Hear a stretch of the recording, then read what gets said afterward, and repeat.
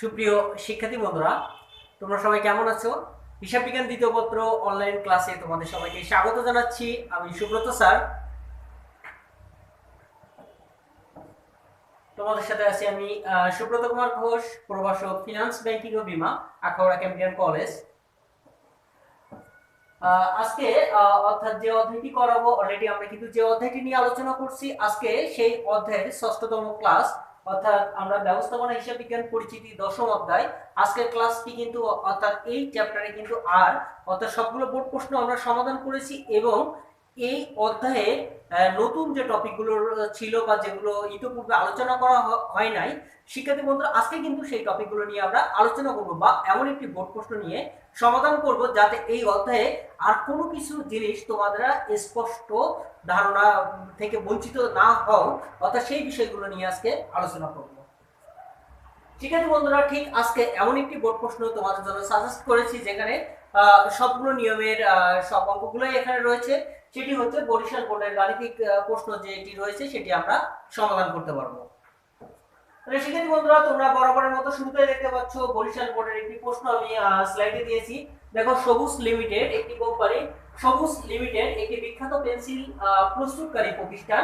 নিচে প্রতিষ্ঠানটির উৎপাদন ও বিক্রয় সংক্রান্ত তথ্য প্রদত্ত হলো। উৎপাদনের পরিমাণ ছিল 20,000 একক, একক প্রতি বিক্রয় মূল্য ছিল 20 টাকা। তারপর দেখো হচ্ছে একক প্রতি পরিবর্তনশীল ব্যয় ছিল 40,000 টাকা, আর স্থির ব্যয় ছিল 40,000 টাকা, একক প্রতি পরিবর্তনশীল ব্যয় ছিল 12 টাকা। সমচ্ছেদ বিন্দু এককে নির্ণয় করো। তাহলে শিক্ষার্থী বন্ধুরা, এখানে প্রশ্নের ক নম্বরে অর্থাৎ হচ্ছে সহজতম মাধ্যমে চেয়েছিল এক সমচ্ছেদ বিন্দু এককে নির্ণয় করো। তাহলে শিক্ষার্থী বন্ধুরা, চলো আমরা সমচ্ছেদ বিন্দু এককে নির্ণয় করে ফেলি। দেখো, নির্ণয় করি সমচ্ছেদ বিন্দু এককে নির্ণয়। অর্থাৎ এই যে সমচ্ছেদ বিন্দু একক, এর সূত্র হচ্ছে স্থায়ী ব্যয়। স্থায়ী ব্যয়কে ভাগ করব হচ্ছে একক প্রতি দত্তাংশ। একক প্রতি দত্তাংশ যেহেতু ভাগ করব, দেখো এখানে প্রশ্নে কিন্তু একক প্রতি দত্তাংশের কোনো কিছুই আলোচনা করা হয় নাই। যেহেতু এখানে দেখো রয়েছে উৎপাদনের পরিমাণ রয়েছে, একক প্রতি বিক্রয় মূল্য রয়েছে, একক প্রতি পরিবর্তনশীল ব্যয় রয়েছে এবং স্থির ব্যয় রয়েছে, কিন্তু এখানে কিন্তু একক প্রতি যে দত্তাংশ সেটি কিন্তু আমার বলে দেওয়া নাই। এই জন্য শিক্ষার্থী বন্ধুরা, আমরা এখন দেখো একক প্রতি দত্তাংশটা আমাকে নির্ণয় করে নিতে হবে।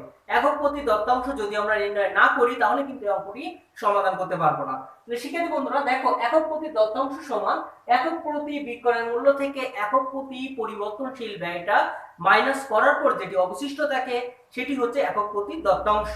তাহলে দেখো, এখানে একক প্রতি দত্তাংশ হচ্ছে একক প্রতি বিক্রয় মূল্য থেকে একক প্রতি পরিবর্তনশীল ব্যয়টা আমরা বাদ দিব।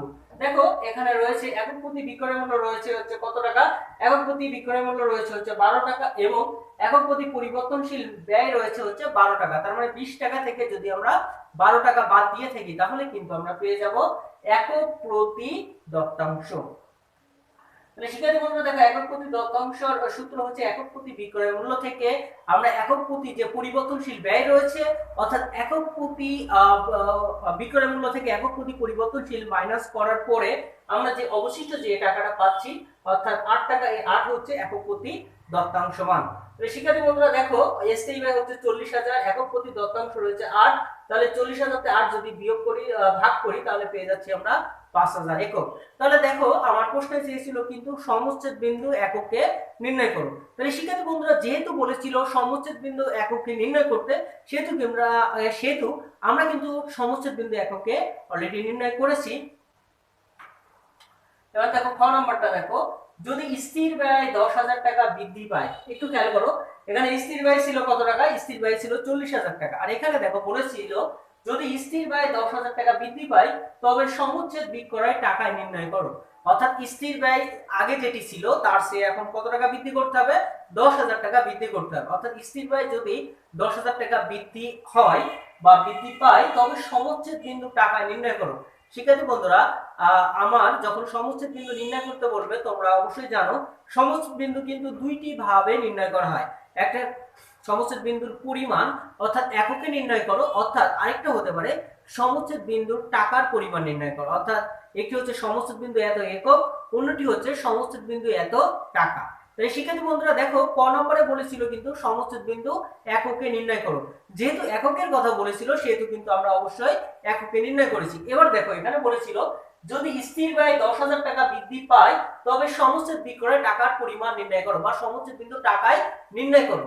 যেহেতু বলেছিল 10,000 টাকা বৃদ্ধি পায়, দেখো আমরা সেটি এখন নির্ণয় করব।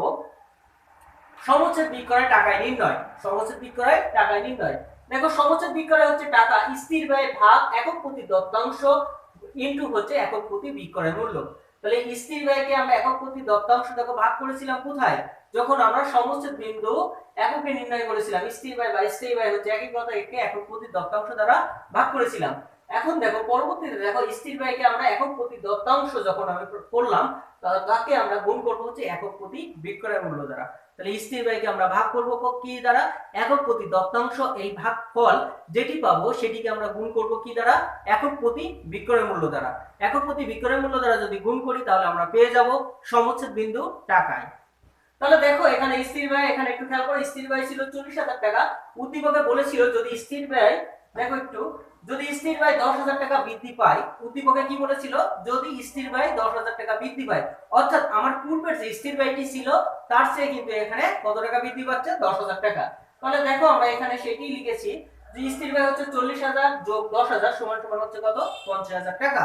আর এখানে বলেছিল একক প্রতি দত্তাংশ 8 টাকা। এটি আমরা কোথা থেকে পেয়েছি, অবশ্যই ক নম্বরে বলেছিল যে, ক নম্বরে কিন্তু আমরা যখন আমরা সমচ্ছেদ বিন্দু এককে নির্ণয় করেছি তখন কিন্তু আমরা সেখানে এটি নির্ণয় করেছিলাম যে একক প্রতি দত্তাংশ ছিল কত টাকা।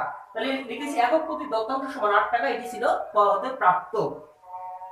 তাহলে দেখো এখানে স্থির ব্যয় হচ্ছে কত, 50,000 ভাগ হচ্ছে একক প্রতি দত্তাংশ, যেটি ক নম্বর প্রশ্ন সমাধান করার সময় আমরা নির্ণয় করেছিলাম। এটি হচ্ছে 8, এর হচ্ছে গুণ করব কত, 20 দ্বারা। তাহলে হচ্ছে 50,000 এর 8 দ্বারা গুণ করে যদি 8 দ্বারা ভাগ করার পরে যদি 20 দ্বারা গুণ করা হয় তাহলে পেয়ে যাচ্ছি 1,25,000 টাকা। তাহলে শিক্ষার্থী বন্ধুরা আমরা অলরেডি কিন্তু সমচ্ছেদ বিক্রয় এককের পরিমাণ নির্ণয় করে ফেললাম এবং সমচ্ছেদ বিক্রয় অর্থাৎ বিক্রয় মূল্য যদি একক প্রতি যদি স্থির ব্যয়টা বাড়ানো হয় তাহলে কিন্তু সমচ্ছেদ বিক্রয় টাকায় কি পরিমাণ হবে বা সমচ্ছেদ বিন্দু টাকায় নির্ণয় কিভাবে করতে হবে সেটি কিন্তু আমি এখন আলোচনা করলাম। তাহলে শিক্ষার্থী বন্ধুরা তোমরা অবশ্যই দেখতে পাচ্ছ যে আমরা যে সমচ্ছেদ বিন্দু এককে কিভাবে নির্ণয় করতে হয় এবং সমচ্ছেদ বিন্দু টাকায় কিভাবে নির্ণয় করতে হয় অলরেডি কিন্তু আমি আলোচনা করছি। তাহলে দেখো এবার প্রশ্নের দিকে দেখো, এবার গ নম্বরে বলেছিল কি, উক্ত প্রতিষ্ঠানের নিট লাভ ও নিরাপত্তা প্রান্ত নির্ণয় করো। উক্ত প্রতিষ্ঠানের নিট লাভ এবং নিরাপত্তা প্রান্ত নির্ণয় করো, অর্থাৎ ওই প্রতিষ্ঠানের নিট লাভের পরিমাণ কত এবং ওই প্রতিষ্ঠানটির নিরাপত্তা প্রান্ত কেমন। নিরাপত্তা প্রান্ত মানে হচ্ছে আমরা অবশ্যই জানি, দেখো মানুষের ক্ষেত্রে নিরাপত্তা কি, অবশ্যই তার সিকিউরিটি। এই রুমটার ক্ষেত্রে নিরাপত্তা কি, এই রুমের যে চারিদিকে দরজা জানালা দেওয়া এটাই হচ্ছে এটা নিরাপত্তা। ঠিক তেমনি ব্যবসার ক্ষেত্রে নিরাপত্তা হচ্ছে ওই ব্যবসায়ী তার বিক্রয় মূল্য অর্থাৎ গত বছর থেকে এবছর কতটুকু বিক্রয় মূল্য বাড়াতে পারলো, এটি ছিল তার নিরাপত্তা। অর্থাৎ আর্থিক ব্যবস্থামূলক আর্থিক ব্যবস্থাপক তার প্রতিষ্ঠানকে কতটুকু নিরাপত্তা অর্থাৎ তার বিক্রয় মূল্য থেকে কতটুকু হচ্ছে বাড়াতে পারছে, এটি হচ্ছে নিরাপত্তা প্রান্ত নির্ণয় করো। তাহলে দেখো উক্ত প্রতিষ্ঠানে আমরা নেট লাভটা নির্ণয় করি। উক্ত প্রতিষ্ঠানের হচ্ছে নেট লাভ, দেখো এখানে হচ্ছে উক্ত প্রতিষ্ঠানের নেট লাভ হচ্ছে বিক্রয় থেকে হচ্ছে আমরা কি বাদ দিব, বিক্রয় থেকে পরিবর্তনশীল ব্যয় বাদ দিব, দেওয়ার পরে যেটি থাকবে সেটি থেকে আমরা স্থির ব্যয় বাদ দিব। তাহলে নেট লাভ সমান বিক্রয় মাইনাস পরিবর্তনশীল ব্যয় মাইনাস হচ্ছে স্থির ব্যয়। তাহলে হচ্ছে নেট লাভের সূত্র হচ্ছে কি, বিক্রয় থেকে মাইনাস হচ্ছে পরিবর্তনশীল ব্যয় মাইনাস হচ্ছে স্থির ব্যয়। অর্থাৎ টোটাল বিক্রয়ের পরিমাণ দেখো ছিল, বিক্রয় হচ্ছে কত ছিল, দেখো একক প্রতি হচ্ছে বিক্রয় মূল্য ছিল কত, একক প্রতি বিক্রয় মূল্য ছিল হচ্ছে 20 টাকা। আর হচ্ছে টোটাল বিক্রয় ছিল হচ্ছে, দেখো স্থির ব্যয় ছিল এত টাকা। এখন আমরা একটু খেয়াল করি, দেখো টোটাল হচ্ছে বিক্রয় হচ্ছে 20,000, অর্থাৎ 20,000 কে 20 দ্বারা গুণ করব, পরিবর্তনশীল ব্যয় হচ্ছে 20,000 ইনটু 12 দ্বারা গুণ করব, মাইনাস হচ্ছে 30,000 স্থির ব্যয় যেটি ছিল এটি টাকা। তারপর হচ্ছে যোগ বিয়োগ করার পরে পেয়ে যাচ্ছি আমরা হচ্ছে কত, 1,30,000 টাকা। তাহলে শিক্ষার্থী বন্ধুরা দেখো আমার এখানে কিন্তু নেট লাভ যেটি নির্ণয় করা হয়েছিল সেটি আমরা পেয়ে যাচ্ছি কত, 1,30,000। নেট লাভটা নির্ণয় করলাম কি করে, বিক্রয় থেকে পরিবর্তনশীল ব্যয় বাদ দিলাম এবং পরিবর্তনশীল ব্যয় বাদ দেওয়ার পর বা বিক্রয় মাইনাস পরিবর্তনশীল ব্যয় মাইনাস হচ্ছে স্থির ব্যয়। অর্থাৎ স্থির ব্যয় আমরা জানি, পরিবর্তনশীল ব্যয়ও জানি। অর্থাৎ স্থির ব্যয় মানে কি, যে ব্যয়টার পরিমাণ ফিক্সড বা নির্ধারিত, যে ব্যয়টা অর্থাৎ আমি কত একক পণ্যদ্রব্য উৎপাদন করলাম তার উপর কখনো নির্ভর করবে না, এই ব্যয়টা হবে নির্ধারিত। মনে করো হচ্ছে একটা রুমের ভাড়া হচ্ছে 10,000 টাকা প্রতি মাসে, আমি এই রুমে যদি হচ্ছে 5,000 পণ্যদ্রব্য উৎপাদন করলেও যে ভাড়া এবং 3,000 পণ্যদ্রব্য উৎপাদন করলেও যে ভাড়া, অর্থাৎ যেটি ফিক্সড বা নির্ধারিত। তাহলে শিক্ষার্থী বন্ধুরা দেখো, আমরা নেট লাভ নির্ণয় করলাম, বিক্রয় থেকে পরিবর্তনশীল ব্যয় বাদ দিলাম, এখান থেকে স্থির ব্যয় মাইনাস করার পরে দেখো এখানে 20,000 ইনটু 20 হচ্ছে পাইলাম কত, ওখানে বলেছিল একক প্রতি বিক্রয় মূল্য, আর এখানে ছিল একক প্রতি পরিবর্তনশীল ব্যয়, যেহেতু ছিল সেহেতু 12 দ্বারা গুণ করলাম, আর স্থির ব্যয় প্রশ্নে দেওয়া ছিল কত 30,000। তাহলে দেখো 4 লক্ষ থেকে 2,40,000 থেকে 30,000 মাইনাস করার পর পেয়ে যাচ্ছি আমরা 1,30,000। তারপর দেখো নিরাপত্তা প্রান্ত, তাহলে দেখো নিরাপত্তা প্রান্তে হচ্ছে সূত্র হচ্ছে বিক্রয় থেকে আমরা সমুচ্ছেদ বিক্রয় বাদ দিব। তার মানে আমি শুরুতে বলেছি নিরাপত্তা প্রান্ত অর্থাৎ বিক্রয় থেকে সমুচ্ছেদ বিক্রয় বাদ দেওয়ার পর আমরা যেটি পাবো সেটি হচ্ছে নিরাপত্তা প্রান্ত। তাহলে দেখো আমার টোটাল হচ্ছে বিক্রয় ছিল কত 4 লক্ষ, এখান থেকে সমুচ্ছেদ বিক্রয় বাইর করেছিলাম কত 75,000। দেখো সমুচ্ছেদ বিক্রয় হচ্ছে আমরা বের করে ফেলি। দেখো সমুচ্ছেদ বিক্রয় আমরা অলরেডি নির্ণয় করেছি, স্থির ব্যয়তে ভাগ হচ্ছে একক প্রতি দত্তাংশ ভাগ হচ্ছে ইনটু একক প্রতি বিক্রয় মূল্য। তার মানে স্থির ব্যয়কে যদি আমরা একক প্রতি দত্তাংশ দ্বারা ভাগ করি এবং এই যে ভাগফল যেটি হবে তাকে যদি আমরা একক প্রতি বিক্রয় মূল্য দ্বারা গুণ করি, তাহলে আমরা পেয়ে যাব এখানে কত 30,000 ভাগ হচ্ছে 8 ইনটু 20 সমান হচ্ছে কত 75,000। তাহলে দেখো নিরাপত্তা প্রান্ত হচ্ছে বিক্রয় থেকে আমরা সমুচ্ছেদ বিক্রয় মাইনাস করলাম, তার মানে বিক্রয় ছিল কত টাকা, বিক্রয় ছিল 4 লক্ষ, এখান থেকে সমুচ্ছেদ বিক্রয় আমরা নির্ণয় করেছি, যেহেতু প্রশ্নে দেওয়া ছিল না সেহেতু আমরা এটি নির্ণয় করেছি। সেহেতু দেখো 4 লক্ষ থেকে 75,000 যদি মাইনাস করি তাহলে আমরা পেয়ে যাচ্ছি কত 3,25,000 টাকা। তাহলে শিক্ষার্থী বন্ধুরা দেখো একক প্রতি দত্তাংশ হচ্ছে ক হতে আমরা নিয়েছিলাম স্থির ব্যয় হচ্ছে 30,000 টাকা। তাহলে এই অঙ্কটি উক্ত প্রতিষ্ঠানের নিট লাভ ও নিরাপত্তা প্রান্ত যেটি আমার প্রশ্নে চেয়েছিল সেটি কিন্তু অলরেডি আমরা নির্ণয় করলাম। তাহলে দেখো অবশ্যই হচ্ছে নিট লাভের সূত্রটা হচ্ছে আমরা জানি বিক্রয় মাইনাস পরিবর্তনশীল ব্যয় মাইনাস হচ্ছে স্থায়ী ব্যয়। তার মানে আমরা প্রশ্ন অনুযায়ী কিন্তু এগুলো লিখে ফেলাম, নিরাপত্তা প্রান্ত বিক্রয় থেকে সমুচ্ছেদ বিক্রয় মাইনাস করব, যেহেতু প্রশ্নে সমুচ্ছেদ বিক্রয় দেওয়া ছিল না সেহেতু আমরা কিন্তু সমুচ্ছেদ বিক্রয়টা নির্ণয় করেছি।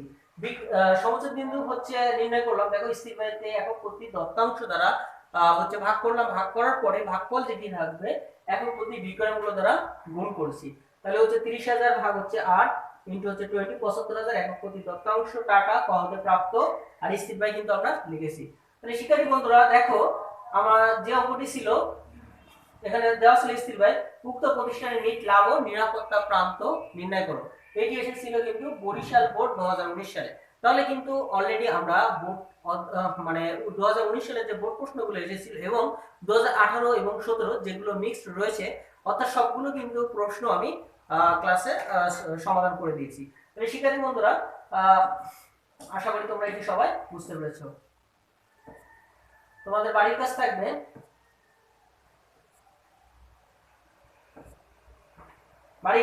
ঢাকা বোর্ড 2017 সালের যে বোর্ড প্রশ্নটি এসেছিল, তার মানে ঢাকা বোর্ড 2017 সালে যে বোর্ড প্রশ্নটি এসেছিল সেটি অবশ্যই বাসায় এইচডব্লিউ করে আমাকে জমা দিতে হবে।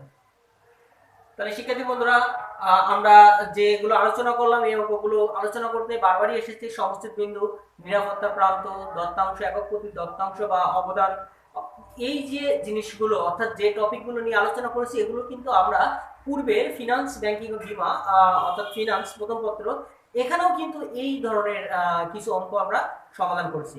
শিক্ষার্থী বন্ধুরা অবশ্যই এটি তোমাদের কাছে নতুন কিছু না, এটি পুরাতন বিষয়। তারপরেও যদি কোনো শিক্ষার্থীর এখনো অঙ্ক করতে হচ্ছে বুঝতে সমস্যা হয় তাহলে অবশ্যই তোমরা আমাকে কমেন্ট করে জানাবে। তাহলে আজকের ক্লাস এখানে শেষ করছি। ধন্যবাদ সবাইকে, সবাই সে পর্যন্ত ভালো থাকবে, সুস্থ থাকবে, দেখা হবে আগামী ক্লাসে।